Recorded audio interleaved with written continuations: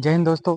मैं दीपक कुमार बिहार की दशा यूट्यूब चैनल में आप लोग का एक बार फिर से स्वागत करता हूं। दोस्तों, आए दिन हमने छठ पूजा के ऊपर बात कर रहा था। छठ पूजा का हमारे यहाँ महापर्व चल रहा था और बाहर से जो पलायन करके बिहार से बाहर गए थे वो अपने अपने घर आए थे और घर आने के बाद छठ पूजा मनाया। अभी छठ पूजा समाप्त हो गया है।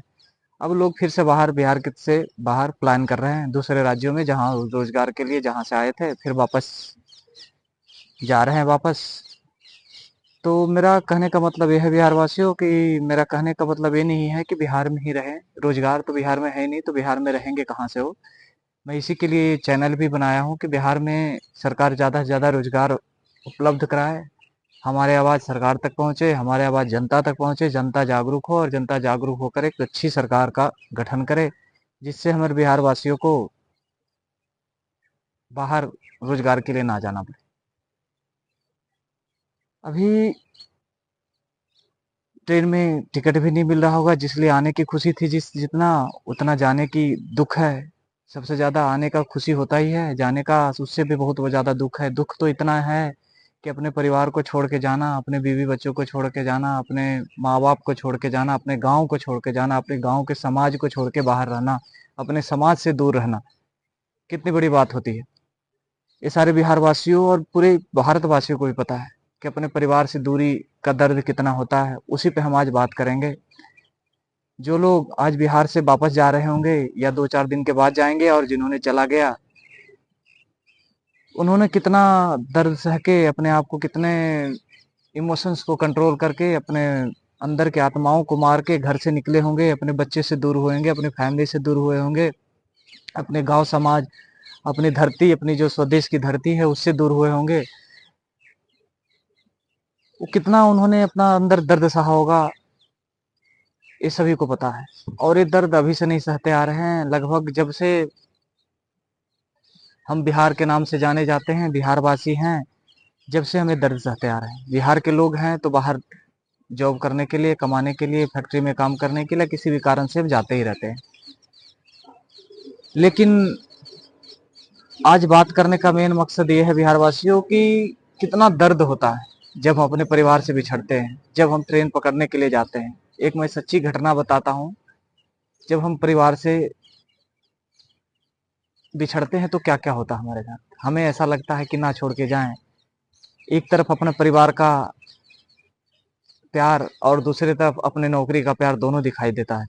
लास्ट में हमारे यहाँ रोजगार नहीं होने के कारण हम लास्ट में अपने रोजगार को ही चुनते हैं। अपने परिवार से दूर जाना ही पड़ता है, अपने इमोशंस के ऊपर कंट्रोल करना ही पड़ता है, अपने आप को उस माहौल में ढालना ही पड़ता है कि हमें नहीं, हम लास्ट में यही सोच लेते हैं, हम यही सोच के हम अपने ट्रेन को पकड़ लेते हैं कि हमें जाना ही है, रोजगार करना है। नहीं तो ये बच्चे जो प्यार कर रहे हैं हमें, वो कहाँ से प्यार करेंगे, वो कहाँ से खाना खाएंगे। उनको खाने के लिए भी तो चाहिए, क्योंकि बिहार सरकार हमें रोजगार तो उपलब्ध कराए नहीं, बच्चे को शिक्षा कहाँ से देंगे। क्योंकि पैसा होगा तभी शिक्षा मिल पाएगी। क्योंकि हमारे यहाँ सरकारी शिक्षा इतनी मजबूत और इतनी अच्छी नहीं है जो कि हम सरकारी शिक्षा दे पाएँ, जिसके लिए पैसे की जरूरत नहीं है कि कुछ थोड़ा बहुत भी गाँव में रह के पैसा कमाएं, तो जिससे परिवार का पालन पोषण हो जाए और शिक्षा सरकार दे दे। ऐसी भी शिक्षा व्यवस्था है नहीं बिहार में। ऐसी शिक्षा भी व्यवस्था होती तो आज बिहार अपनी शिक्षा में सबसे निचले पायदान पे नहीं होता, सभी राज्यों से पीछे नहीं होता, सबसे गरीब में सबसे पीछे नहीं होता। तो मेरा कहने का मतलब यह है कि जब हम परिवार को छोड़ते हैं, अपने माँ बाप को छोड़ते हैं, बच्चे एक तरफ रोते हुए नजर आते हैं, घर वाइफ जो होती है, पत्नी होती हैं, वो एक तरफ रोते हुए नजर आते हैं, दूसरी तरफ माता पिता का अलग ही है। अंदर से दिखाने के लिए बाहर से कुछ है, अंदर से कुछ है। कितना उनका दिल तड़पता है कि बच्चा जा रहा है मेरा, बिना बच्चे का रहना है, पूरी जिंदगी हमने बिना बच्चे को काट दिया, बिना बच्चे के बिना काट दिया, हमारा माँ बाप को छोड़ के जा रहा है, हमारी सेवा कौन करेगा। तो बहुत सारे दिमाग में चलता रहता है। मगर मजबूरी उनका भी है कि अगर जो बाहर नहीं जाएगा रोजगार के लिए तो हमारे बुढ़ापे का सहारा कौन बनेगा, बुढ़ापे में हमें पैसा कौन देगा, जिससे हम अपने बुढ़ापे का दवाई, खाना पीना किस्त कहाँ से करेंगे। तो मेन मकसद दोस्तों, मेरा कहने का मतलब यह है बिहार वासियों कि अभी से भी जागरूक हो जाएं, ये माहौल दोबारा ना पैदा होने दें। आपका 2025 का विधानसभा जो चुनाव आने वाला है, वो अगले जो छठ पर्व आएगा हमारा उससे पहले हो जाएगा।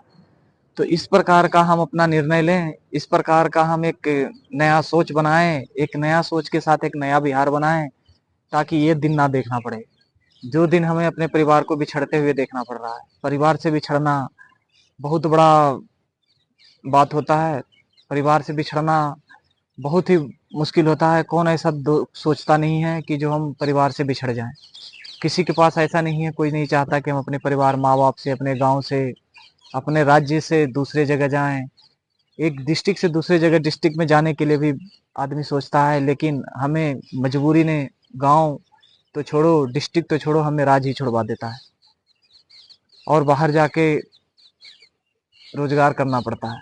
तो मैं बिहार सरकार या और भारत सरकार से यही अपील करना चाहता हूँ कि हमारे बिहार वासियों के साथ ऐसा अन्याय नहीं करें और बिहार वासियों को, बिहार को आगे बढ़ाने के लिए कुछ बेहतर से बेहतर, जल्द से जल्द उपाय ढूंढे, ताकि हमारे बिहार वासी अपने परिवारों के साथ रह लें, अपने परिवार, अपना माँ बाप का सेवा कर लें, अपने बच्चों से दूर नहीं जाएं, अपने बच्चे को एक बेहतर शिक्षा के लिए अपने पास रह के एक बढ़िया शिक्षा दें, ताकि बच्चे उनके संरक्षण में रहें, बच्चे उनके पास रहें, ताकि वो बच्चे को देख रेख करते रहें, बच्चा क्या कर रहा है, नहीं कर रहा है। मैं भारत सरकार और बिहार सरकार से मैं यही आग्रह करना चाहता हूँ कि खास करके मैं भारत सरकार से ये आग्रह करना चाहता हूँ कि हमारे बिहार को अलग नज़र से ना देखें।